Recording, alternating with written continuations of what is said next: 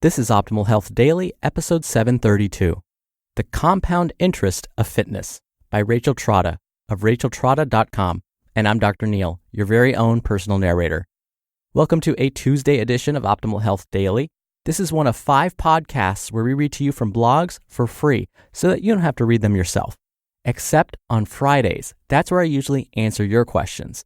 But this Friday is going to be a little special. I've been promising a speed round episode, and it's finally going to happen. If you've forgotten, since it's been so long, what a speed round episode is, stay tuned for the end of the episode and I'll explain. For now, let's keep this short and sweet, get to today's post, and start optimizing your life. The Compound Interest of Fitness by Rachel Trotta of racheltrotta.com. This year, as I wrapped up tax season last month, I was, of course, happy to be finished with the arduous task of cataloging receipts and filling out every minuscule form for the IRS. However, I was also struck by how much I wanted to be more proactive this year, to plan ahead so that next April would be easier and faster. As I pondered ways to be more organized and strategic in my bookkeeping, I realized that there are some pretty convenient overlaps between finances and fitness, even down to compound interest, long-term investments, and getting in the right headspace. Of course, there are the stereotypical spenders and savers, but financial health, like physical health, often runs deeper than the obvious cliches and types. To delve into the complexity of these issues, I have created composite characters to illustrate how different fitness and eating decisions can impact your long-term health in 5 different ways. And I'm going to be taking each concept a week at a time. Here is the first question to ask yourself about how your financial behavior may be mirrored in your fitness and health habits. Compound interest. Do you contribute regularly to your fitness investment over time? Exercising regularly lets you enjoy the benefits of the health equivalent of compound interest. In the financial world, this type of interest is a yield from an investment, like an IRA, that includes both the principal or the deposit, as well as interest on the interest. This means that contributing for 10 years, starting at the age of 25, is better than contributing for 30 years, starting at the age of 35. To bust any perfectionism, keep in mind that starting at 35 is still great, and better than starting at 45. And starting at 45 is better than starting at 55. Continuously contributing to an account that yields compound interest is a no-brainer because the results are powerful in the long run. Exercising regularly over the course of a lifetime will yield similar results. Longevity of participation is more important than the amount of participation using this metric. Here are 2 real-world examples for fitness. Evan was never technically overweight as a teenager, but he wasn't athletic either. Then, throughout his 20s and 30s, he gradually put on 60 pounds and developed a desk job sedentary lifestyle, getting takeout every day that work was busy, which was most days. When he turned 40, he went for a milestone visit to the doctor and got some troubling news. His cholesterol was higher than optimal. His blood pressure and blood sugar didn't look great either, and his knees were stressed from the additional weight. Motivated, Evan immediately began running several miles a day, started lifting weights at the gym, and hit the dieting hard. As a result, he enjoyed weight loss, but found that he had difficulty maintaining it. His workout regime was demanding, and it seemed that as soon as he allowed some element of his former life back into his routine, like a few days of skipped workouts or a couple of beers, he would put on a few pounds. Ashley participated in sports in high school. She continued to play in soccer league throughout college and into young adulthood. And when she switched cities for work, she continued to play in a soccer league throughout college and into young adulthood. And when she switched cities for work, she continued to run on her own a few times a week. Ashley was also mindful about her diet and tried to eat as healthfully as possible on a regular basis throughout her 20s and 30s.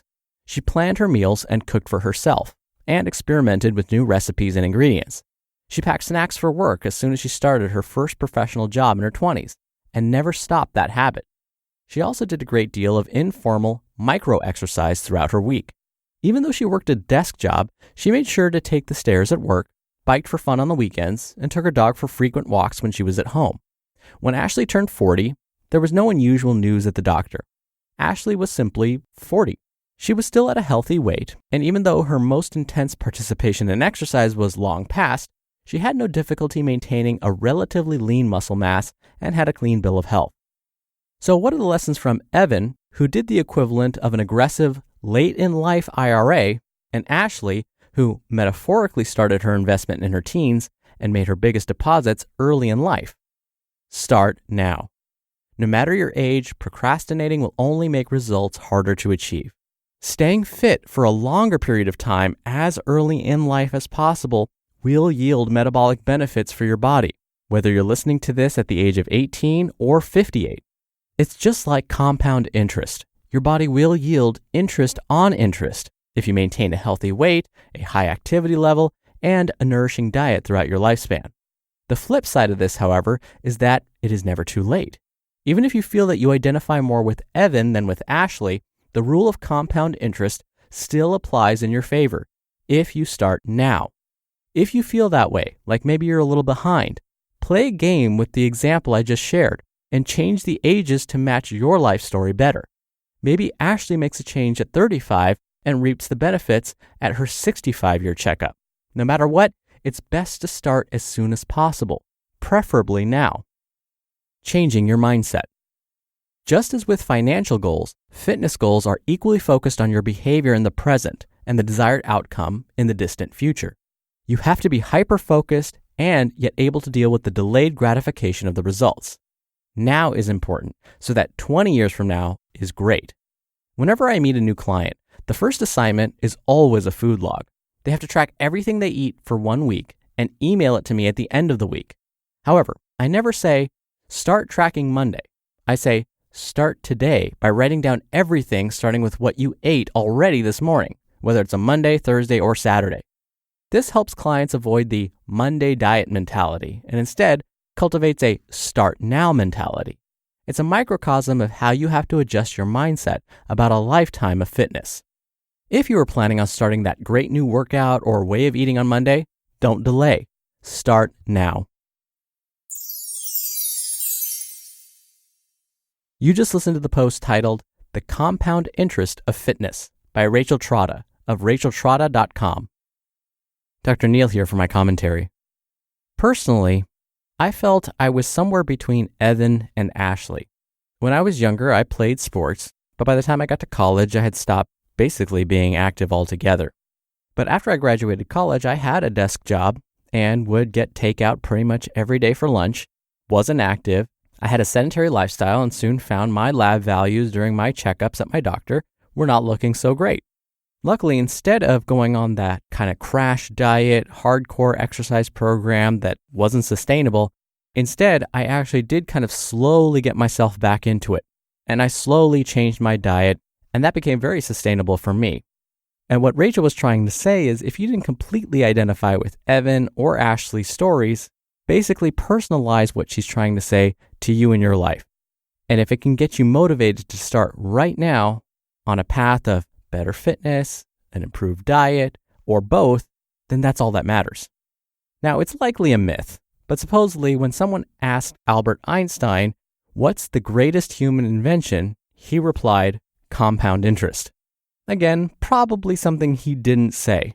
But either way, compound interest is a fantastic concept when it comes to money and, as Rachel so eloquently put it, our lifestyle. Even if we begin making the investments now, if we add a little bit at a time, it will add up. It will compound and it will slowly but surely improve your health. But the key is you have to start now. Now, I mentioned at the top of the show, this Friday's Q&A is going to be a little bit special. A while back, I did what I called a speed round. This is basically where I answer more than just one question at a time.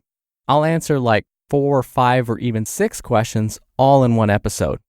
And I do this because some questions I can answer fairly briefly. And so the length of the episode will still be around 10 minutes in total. But within those 10 minutes, I'll answer 4 or 5 or even 6 questions. So I hope you listen this Friday. All right, that's it for today. Thank you for listening. Thank you for being a subscriber. I hope you have a great rest of your Tuesday, and I'll see you back here tomorrow where your optimal life awaits.